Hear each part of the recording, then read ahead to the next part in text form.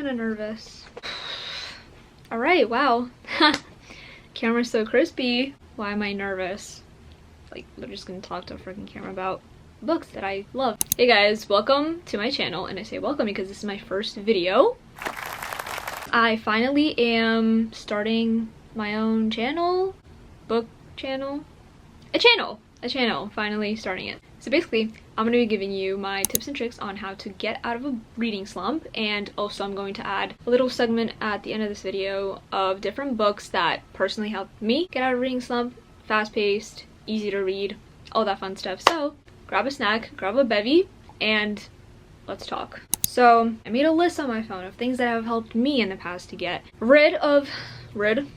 well, yes, we are getting rid of a reading slump. So first tip I have is to revisit an old book. Pick a book that you already read and you know you love. You already know the characters, you're familiar with the storyline. Also, kind of goes hand in hand with this is if you read the first book of a series, any series, you can also try reading the second book or the third book, whatever book you're up to in that series, just because I feel like being familiar with the characters, being familiar with, again, the storyline, the plot, you kind of already have that established. You're kind of jumping right back into that world. So I feel like that can really honestly help. Tip number 2 is to start small. So you don't have to jump directly into a long book or a long book series, whatever that may be. You should just start small. You can honestly start with anything. I recommend shorter books, shorter stories, so anything from short stories, novellas, even poems can be helpful. Even go for a fanfic if you want. Reading something short, simple, and fast-paced just to rebuild that momentum again for reading, just to get you situated and right back in there. Especially because finishing something quick will give you that feeling of accomplishment, so you're going to want to keep going. So tip number 3 is to switch formats.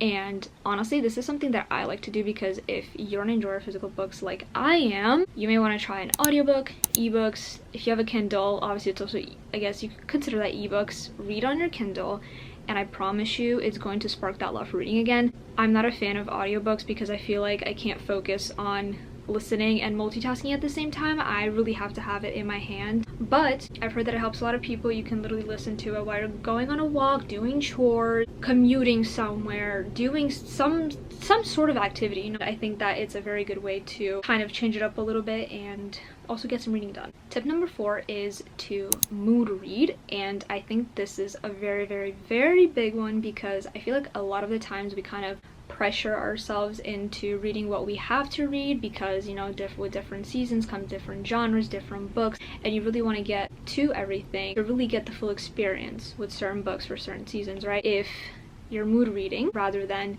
trying to pick and choose what you're supposed to be reading, just go for whatever feels right, whatever feels fun, whatever you're feeling in the moment. You don't have to limit yourself because at the end of the day, you choose what you read. The choices are limited, honestly. Through doing this, you might even discover a new genre that you can possibly like. And last but not least, we have tip number 5, and that is setting mini goals for yourself. Now, what this means is you don't want to dive right into it if you don't want to read. When we're in a reading slump, I feel like we tend to obviously force ourselves to read because we're like, oh, we have the sense of I need to.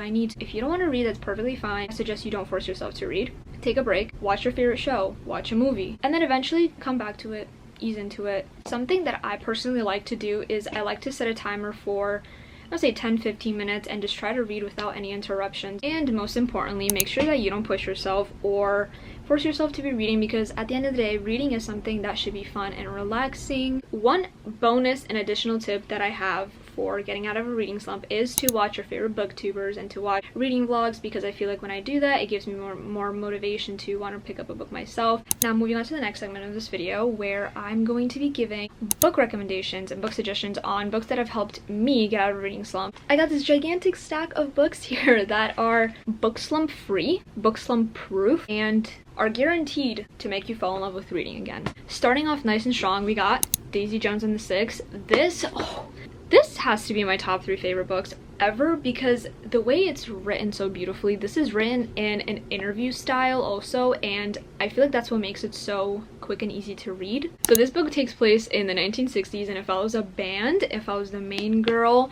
and a lot of things go down. I feel like everybody should read this book at least once in their life. And to make things even better, there is a show out for this book, and unlike some book adaptations, that show is actually amazing. I feel like they did such a good job with that show. I seriously adore this book so much. The audiobook is also very good for this book. Again, like I said, this is interview style, and for different characters, each character has their own voice actor in the audiobook. I feel like that makes it very engaging and really keeps your attention, really keeps things interesting. Next up we have The Housemaid by Frida McFadden. Oh boy, this was my first Frida McFadden book, and honestly I do want to say that this was a very easy, fast-paced thriller book. I feel like this book is literally perfect for a book slump because this is actually the book that I read recently, I think a month or two ago when I was in a reading slump. And let me tell you, every chapter ends up with a cliffhanger, so you honestly have no choice but to keep reading it. And every chapter is pretty short. It's like I think 3 or 4 pages, and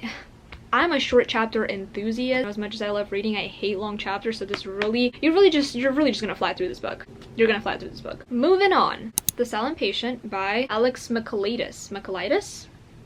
Sorry if I'm butchering that name. Personally, this book, I'm not a fan. I think I gave this like 3 stars, but there's a but. It's only for the reason that I did get this book a little bit spoiled for me, so it wasn't really that hard to put the pieces together and guess the main plot twist and the twists and turns in this book. However, if you don't know anything about this book, if you're going into this blind, then I really do recommend it because this is a psychological thriller, and I feel like the twists and turns that this book takes, it's really good. This is also, I want to say, pretty fast-paced, pretty easy to read, flows very nicely, and I honestly, actually, despite me giving this 3 stars, I actually read this in a day, so this should say something. Now, I want to present the Inheritance Games. Did you really think you were gonna watch a video on how to get out of a reading slump and not see this video? No.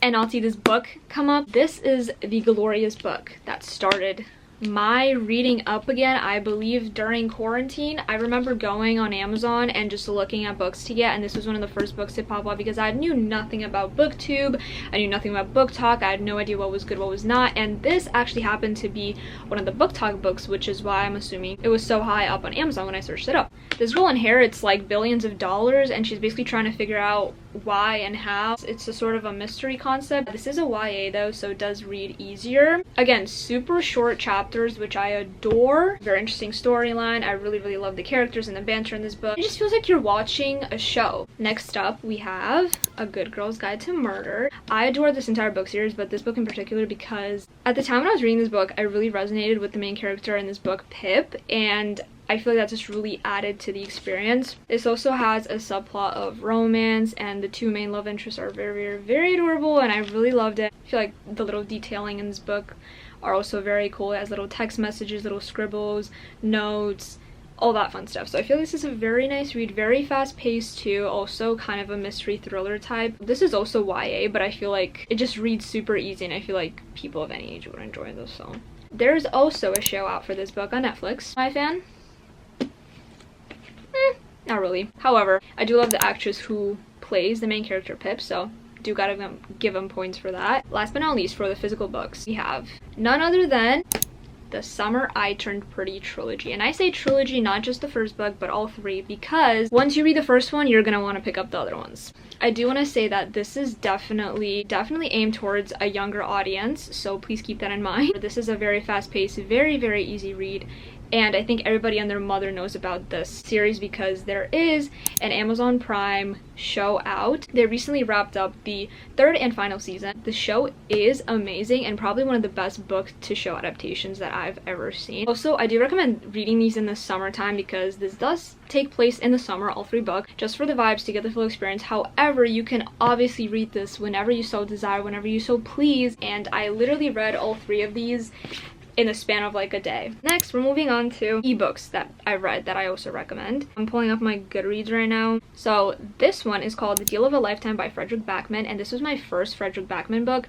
This is a short story, but oh boy did it bring me to tears. Yes, it was short, but it was very heartfelt. It was very heartwarming. There was definitely a very deep message to this short story. I literally went into it thinking that, oh, I'm just gonna have a fun little quick read because, again, I was in a reading slump and I needed something to read, something quick. So I picked this up, and I remember being in tears, and it's one of those things that you read and you finish and you just kind of have to stare at a blank wall and process what you just read. Last but not least, we got The Cheerleaders by Cara Thomas. I remember picking up this book because, again, surprise, surprise, I was in a reading slump. I went into this not expecting much, but let me tell you, this is a very easy, fast-paced, but it felt like I was in the story. It felt like I was with the people in the story, like I was one of the characters and I was living through every event with them, and that's what the story makes you feel. That's what this book does. The storyline, it's also like a mystery. Basically, it follows a girl who's trying to figure out the mysteries of the disappearing cheerleaders from many years back, and it really makes you feel like you're working with her, like you're inside her brain and like you're the main character, but also like you're following her. I feel like this book captures it perfectly. Definitely a very good and easy read if you want to get out of a reading slump. And I think that just about concludes all my tips and tricks on how to get out of a reading slump. I'm actually currently in a reading slump right now. I picked up a new book yesterday because I was like, you know what, Nicole, it's time to get back in there. And I think talking about all these books right now just made me want to dive back into reading.